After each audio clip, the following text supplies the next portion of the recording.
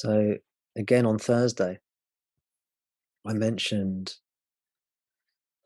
that Bible story where Jesus was asked by the Pharisees who were trying to trick him. Do you remember that story I told on Thursday? Those of you who are here. Jesus was asked by the Pharisees. They were trying to catch him out. And so they asked him, what is the most important of the commandments? And Jesus didn't say the most important thing to do is to go out and help others, to be good to others. He didn't say that. Just like the story of Mary and Martha, another one of my favorite Bible stories, where Jesus visited two sisters, one of whom was cleaning the house, doing the chores, doing all the practical things to keep them alive. Which one was that? That was Martha, I think. Mary and Martha, two sisters. Martha was doing all the housework, doing all the practical things, running around saving the world, figuratively speaking. And Mary was wasting all her time praying to God. So back to the first story. The Pharisees asked Jesus, what is the most important commandment? Jesus said, the most important commandment is this, is to love the Lord your God with all your heart, with all your soul, with all your strength, with all your mind. Which means my interpretation of this is self-inquiry. Self-inquiry is the most important thing. And then Jesus said the second greatest commandment is love your neighbor as yourself. Be good to other people. It's secondary. If you're interested in liberation, do self-inquiry. If you're not interested in liberation, then we will say to you, be a good person, be kind, be good to others, do good deeds. Yeah. Because if you do the first commandment with all your strength, with all your might, yeah, with everything you have, then there's nothing left to do anything else, isn't it? Because you spent all your strength on that first commandment.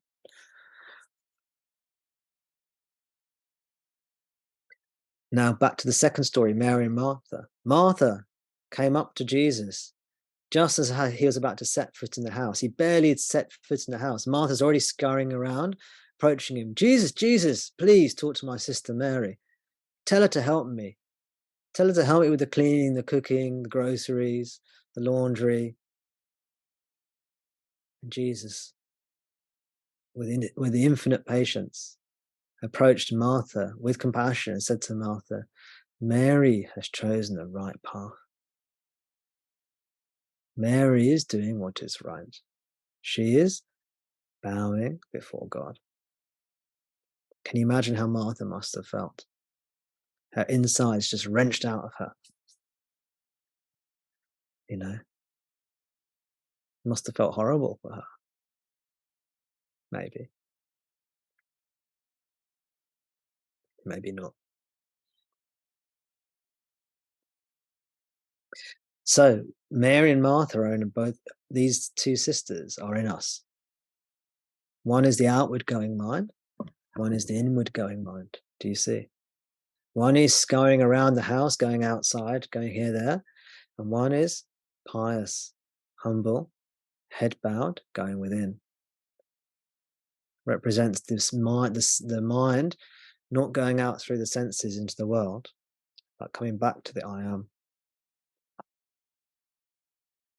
So this is the tension. When we believe the world is real, when we believe the world is real, we will believe we are a body-mind entity, and we will believe the things that constantly need to be done in the world. This is the way of Satan. I know that's very stark and harsh. This is the way it is.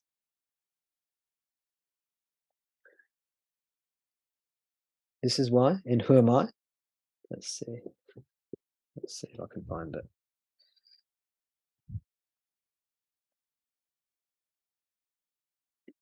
Yeah. This is from Who Am I, but it's from a different translation.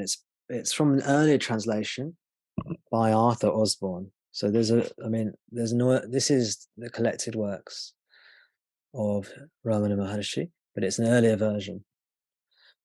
And it just makes this particular teaching point clearer. On tomdas.com, Who Am I, from this version is, you'll find it on tomdas.com.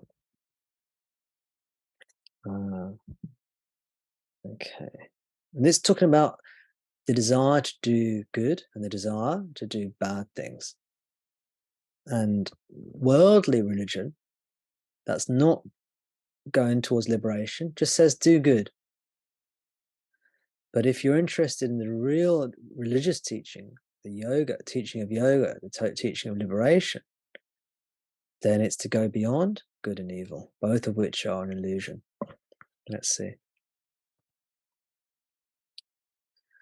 There are not two minds, one good and the other evil. It is only the vasanas, or the tendencies of the mind, that are of two kinds, good and favorable, evil and unfavorable. When the mind is associated with the former, it is called good, and when associated with the latter, it is called evil. So he's just saying, look, there's one mind, and that one mind can have good desires or bad desires, can do good things or do bad things. And when it's doing good things, we call the mind good. And when it's doing bad things, we call the mind bad, right? But it's the same mind, same ego, right? And then there's a line, however evil-minded other people may appear to you, it is not proper to hate or despise them. And here's the line, which I wanted to bring out to you. It says, likes and dislikes, love and hatred are equally to be eschewed. To eschew something means to diminish it or get rid of it. So it says, likes and dislikes, love and hatred are equally to be eschewed. So we should, Bhagavan is saying, when the mind does good things, we call it good. When it does bad things, we call it bad. But our aim is to get rid of both the good desires and the bad desires, meaning get rid of the mind in its totality. You see how radical and crazy this teaching is. It's wonderful teaching. And then let's see if you can see the significance of the next line. It is also, it carries on, likes and dislikes, love and hatred are equally to be eschewed. And it says, it is also not proper to let the mind often rest on objects or affairs of mundane life. It is also not proper to let the mind often rest on objects or affairs of mundane life.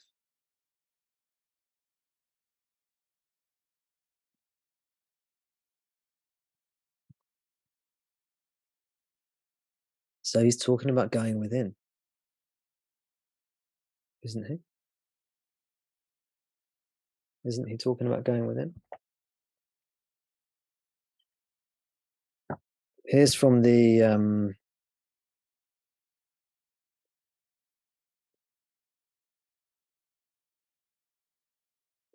here's from the more modern translation that's found in this version. I'll read the same lines again. They're in a slightly different order.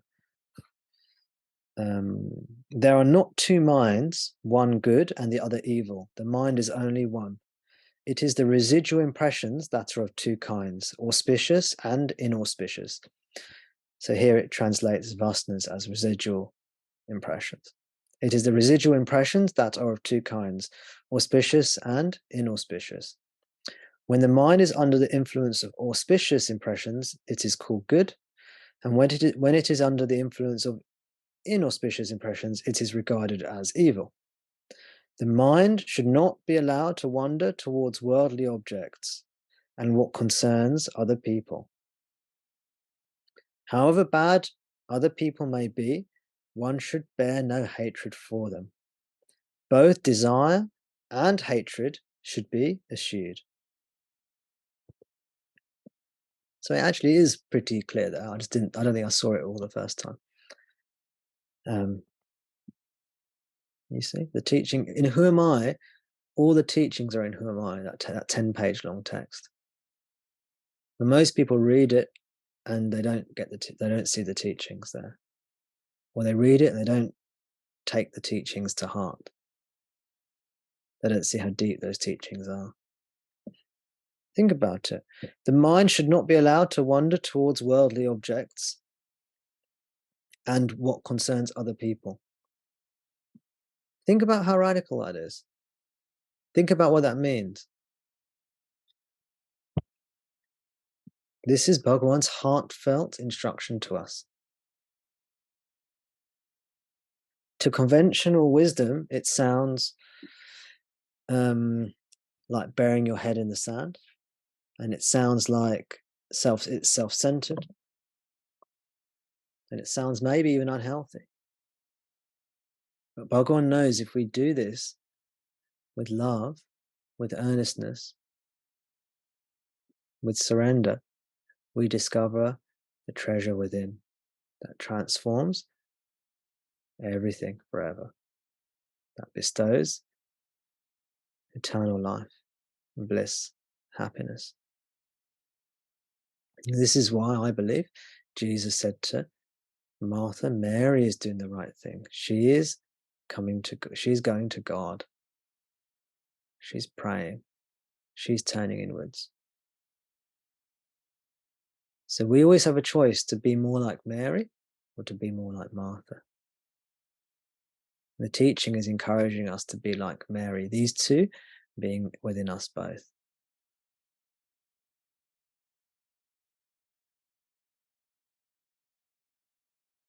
So let us bring Satsang to a close. And let us be like Mary. Let us acknowledge Martha. Let us love Martha. But let us be more like Mary.